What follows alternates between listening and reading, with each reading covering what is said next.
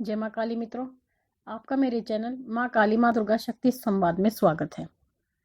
आज जो मैं विषय लेकर आई हूँ वो विषय है होलाष्टक। देखिए, 2021 में जो होलाष्टक लग रहे हैं वो 21 मार्च से लेके 28 मार्च तक होलाष्टक लग रहे हैं, अर्थात फागुन मास की शुक्ल पक्ष की अष्टमी से लेकर और फागुन माह की पूर्णिमा तक के जो ये 8 दिन होते हैं इन्हें होलाष्टक कहा जाता है। और इन होलाष्टक में शुभ कार्य वर्जित होते हैं। कोई भी शुभ कार्य इन होलाष्टक में नहीं किया जाता, जैसे कि गृह प्रवेश, विवाह, नई शिक्षा का प्रारंभ, नया वाहन खरीदना, नए आभूषण खरीदना, गृह निर्माण करना, अर्थात कोई भी नया काम जो हम प्रारंभ करने जा रहे हैं वो इन होलाष्टक में वर्जित रहता है। तो होलाष्टक में ऐसा क्या होता है? देखिए, होलाष्टक जातकों के लिए बहुत महत्वपूर्ण होते हैं और कुछ व्यक्ति ऐसे भी होते हैं जो बहुत लोगों के लिए बुराई का काम करते हैं, बुरा करते हैं, टोना करते हैं, टोटका करते हैं। देखिए, मैं ये नहीं कहती कि टोना या टोटका बुरा होता है, क्योंकि जो टोटका होता है वो जिस व्यक्ति के द्वारा किया जाता है वो उसकी स्वयं की तो भलाई के लिए होता है। लेकिन अगर उस टोटके के सामान पर किसी व्यक्ति का पैर पड़ जाए तो जिसका पैर उस सामान पर या उस टोटके पर पड़ता है ये उसके लिए बुरा होता है। तो ये नहीं कह सकते कि टोटका बुरा होता है। टोटका का जो उद्देश्य होता है वो अच्छे के लिए होता है, लेकिन वो अच्छा स्वयं के लिए होता है, लेकिन दूसरे के लिए वो कहीं ना कहीं बुरा होता है। तो होलाष्टक में ये 8 दिन जो होते हैं इस समय पर कुछ लोग टोटके करते हैं और जो टोटके किए जाते हैं उनको एक विशेष स्थान पर रखा जाता है। और जो साधक होते हैं इन होलाष्टक में वो अपनी साधनाएं भी करते हैं, जो साधक हैं या भक्त हैं, क्योंकि इन दिनों में जो ब्रह्मांड की सारी शक्तियां होती हैं वो जागृत अवस्था में होती हैं। तो इस समय में की गई कोई भी साधना या पूजा बहुत ही फलीभूत होती है। अगर कोई मंत्र है तो वो मंत्र सिद्ध होता है, कोई साधना है तो वो फलीभूत होती है। तो होलाष्टक का अपने आप में बहुत महत्व होता है। लेकिन मैं जो आपको इसके बारे में बताना चाहती हूँ वो ये है कि जो होलाष्टक के दिन होते हैं उसमें जन सामान्य को कुछ सावधानियां रखनी चाहिए। अगर वो सावधानी नहीं रखेंगे तो वो बहुत बड़े संकट में पड़ सकते हैं। और अगर ये संकट ऐसे होते हैं जो किसी चिकित्सा से ठीक नहीं हो सकते, वो फिर किसी आप तरीक के पास जाएंगे, किसी साधक के पास जाएंगे, किसी भक्त के पास जाएंगे, वो ही इसका इलाज कर सकते हैं। अन्यथा ये चीजें ऐसी होती हैं कि ये किसी भी मेडिकल चिकित्सा से सही नहीं होती, चाहे आप कितनी भी करा ले, कहीं भी करा ले, लेकिन इनमें कोई आराम नहीं आता। तो इस इन दिनों में कुछ सावधानियां होती हैं जो मैं आपको बता रही हूँ, जो आपको रखनी है। तो इस तरह की मैं आपको 10 सावधानी बताऊंगी, जो सावधानी आपको इन 8 दिनों में रखनी है जिससे आप आने वाली मुसीबतों से बच सके। पहली सावधानी, आप किसी भी अगर चौराहे से गुजर रहे हैं तो इस बात का ध्यान रखें कि अगर वहां पर कोई चीज पड़ी हुई है, कोई भी चीज हो सकती है, जैसे कोई श्रृंगार का सामान है, मिठाई है, पताशे हैं, दिया है, कुछ भी हो सकता है। तो अगर कोई सामान चौराहे पर पड़ा हुआ है तो आपको उनसे बिल्कुल बचकर निकलना है, दूर से निकलना है और पैर तो बिल्कुल ही नहीं लगाना है। दूसरी चीज, होलाष्टक में आप अंधेरे में जाने से बचें, क्योंकि अंधेरे में जो है जो बुरी शक्ति होती हैं वो प्रभावी होती हैं। तो कोशिश ये करें कि आप अंधेरे स्थानों में जाने से बचें।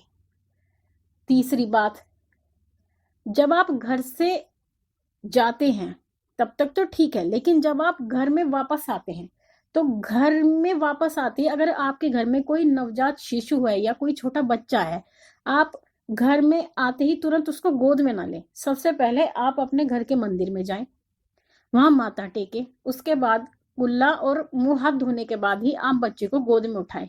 क्योंकि कभी कभी ऐसा होता है कि हमारे साथ कोई बुरी शक्ति लगकर आ जाती है और अगर हम तुरंत ही बच्चे को गोद में ले लेते हैं तो वो बुरी शक्ति जो है बच्चे पे तुरंत प्रभाव करती है।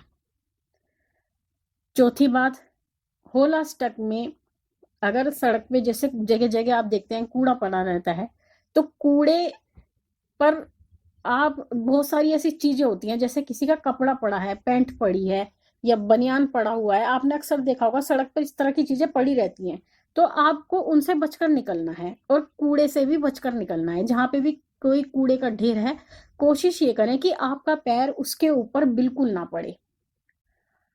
पांचवी बात यह है कि आप इन होलाष्टक के दिनों में शमशान घाट के आसपास के रास्ते से जाने से बचें, क्योंकि शमशान घाट के अंदर तो कोई ऐसी चिंता की बात नहीं होती, क्योंकि जो शमशान घाट होता है या मरघट होता है वो किलित होता है।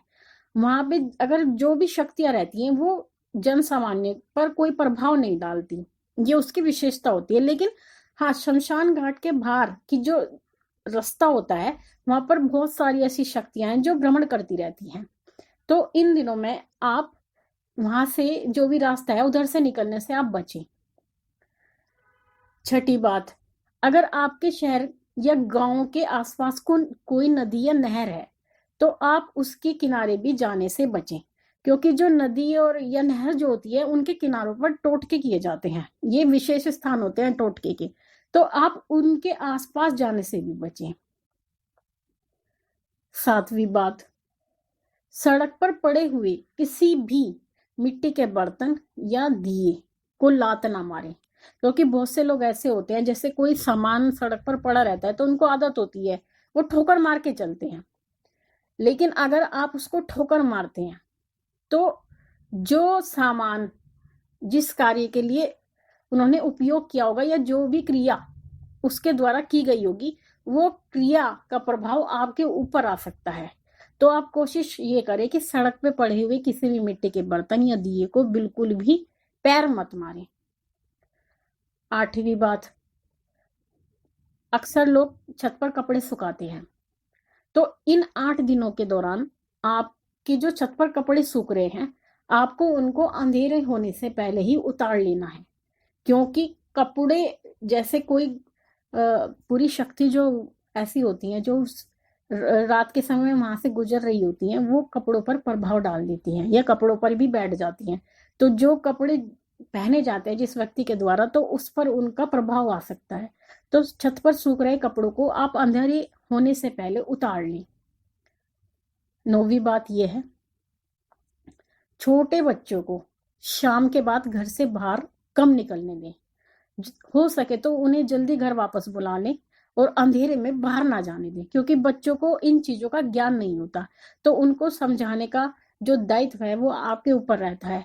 तो आप अंधेरा होने से पहले बच्चे को घर के अंदर बुला लें।